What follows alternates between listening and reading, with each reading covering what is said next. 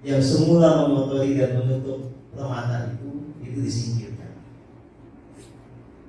Sehingga akhirnya dia menjadi permata yang indah dan cerah. Nah, secara lebih teknis, di dalam diri kita, kepermataan itu muncul dari keberadaan esensi jiwa. Jadi di dalam setiap diri itu ada sang diri sejati. Di dalam setiap diri itu ada sang Roh Kudus.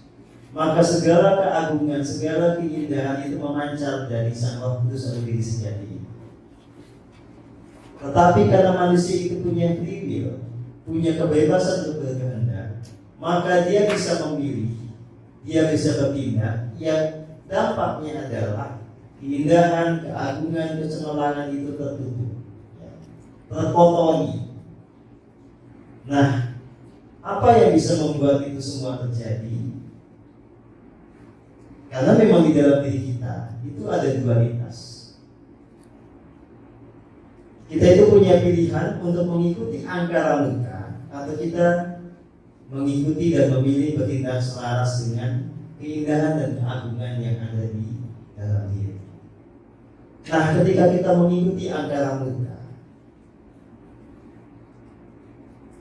saat itulah kita sebetulnya sedang menutup keindahan dan keagungan di dalam diri kita sendiri. Angkara murka itu mengejawantah menjadi pikiran-pikiran yang ilusif. Nah, dalam banyak kasus, pikiran-pikiran ilusif ini kemudian dikasih label sebagai kepercayaan, iman, tradisi atau apapun.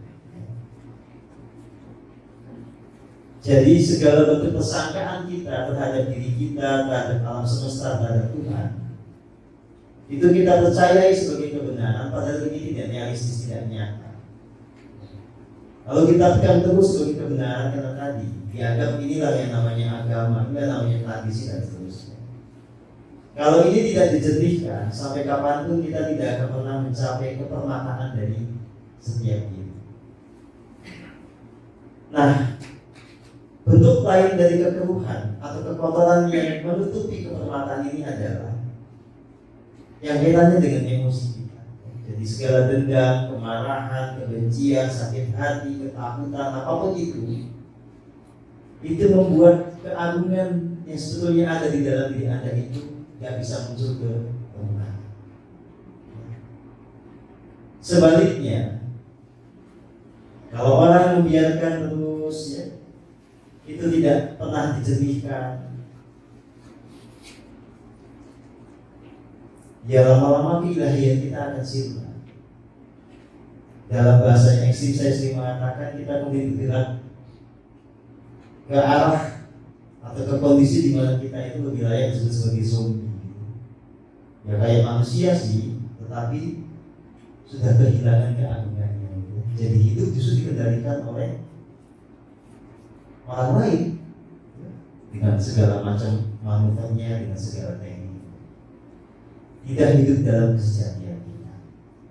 Berikutnya teman-teman semua, saudara dan saudari yang saya kasihi, kepermataan ini juga bisa sirna atau tertutup oleh kesalahan-kesalahan kita sendiri, oleh apa yang kita sebut sebagai dosa. Jadi kalau kita terbiasa bertindak tidak dengan kasih, kita selalu mengingkari apa tuntunan dari dalam diri, yang muncul adalah kekejaman kita. Ya saat itulah yang namanya keagungan dan keindahan dalam diri itu. Dan yang keempat, kalau tidak hati-hati, bahkan dengan meditasi pun, Anda bukannya makin jernih tapi bisa makin gelap. Kalau Anda tidak berhati-hati dan cermat betul,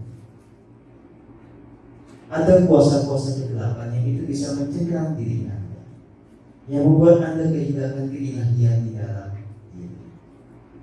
Nah, karena itulah maka saya selalu menekankan dalam segenap proses pembelajaran kita, yang pertama dan utama adalah pastikan kemudian kita bergerak menjadi semakin baik. Maka sepanjang proses tadi, lewat meditasi yang kurang lebih 1 jam, kita secara bertahap kembali memerdekakan jiwa kita, agar segala angkara murka ini memang terbuat dari sirna. Ya, agar segala tidak selaras yang menjadi jiwa juga sirna. Kita menjadi terhubung sepenuhnya kepada yang ilahi dalam diri kita, dan pada akhirnya juga yang ilahi ini bangkit. Nah, kondisi inilah disebut sebagai kondisi di mana kita mulai tercelaka. Dan dikaitkan dengan tadi analogi soal permata, pada titik itulah kita kembali menjadi permata yang indah, agung, dan cemerlang.